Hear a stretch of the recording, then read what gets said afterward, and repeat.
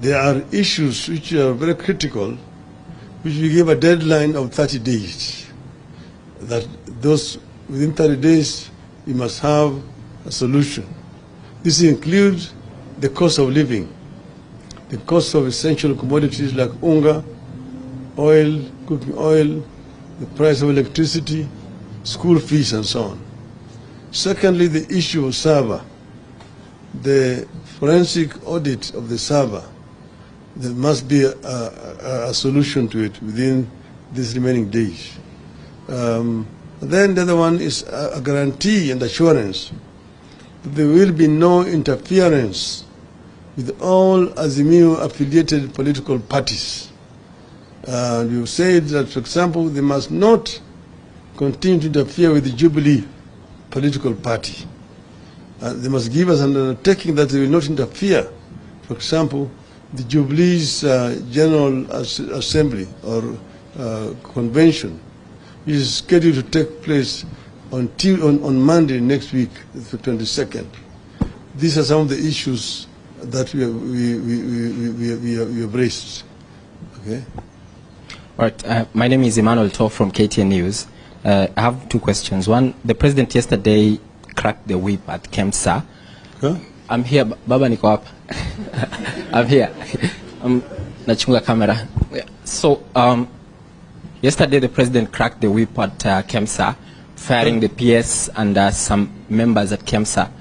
Do you think, what is your take on that? Kemsa, Kenya Medical Supplies Authority. What's your comment on that? Is the government committed to fighting corruption? Number two, on Sunday and Saturday we saw you with the president in Nyandarua, in Kasarani, and in Nyayo.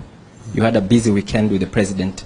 Does it affect your watchdog role as oversighting the government, and are you planning anything? Thank you. First question is Kemsa. The first question is on Kemsa. Kemsa. Now,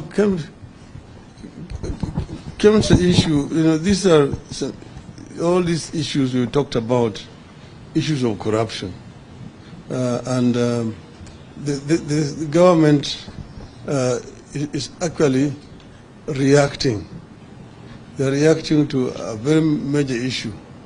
I don't think that this is the only scandal that they have in Kemsa. I think within a short period of time, you're going to be seeing hemorrhage in this government. But then, you see, you have a government should be run as a government. You have ministers who are charged with these responsibilities. Why are we not seeing ministers? Why is the president the one coming up with the key policy issues in respective ministries? The other day, the president was talking about student loans with the permanent secretary, and there was no minister. And that is in the State House. A major policy statement on education should come from Minister of Education in his ministry. If there's a scandal in Kemsa, there should be Minister for Health, or even there's a permanent secretary for health, medical services. This other one here is just PS for public health. So it raises more questions than it answers. What the so-called surgery in the ministry. Okay. The other one is we were in Nyandarua.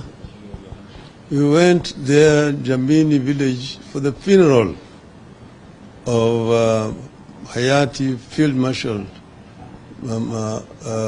Mukami Kimathi. And we met there with Mr. Ruto and his deputy and his ministers.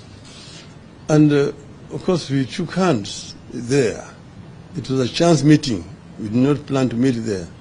But they said it was a state funeral, and we said we must go.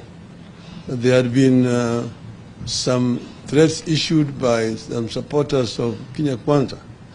But we said, no, we will go because of our relationship with the deceased, as it turned out. Now, they said it was a state funeral.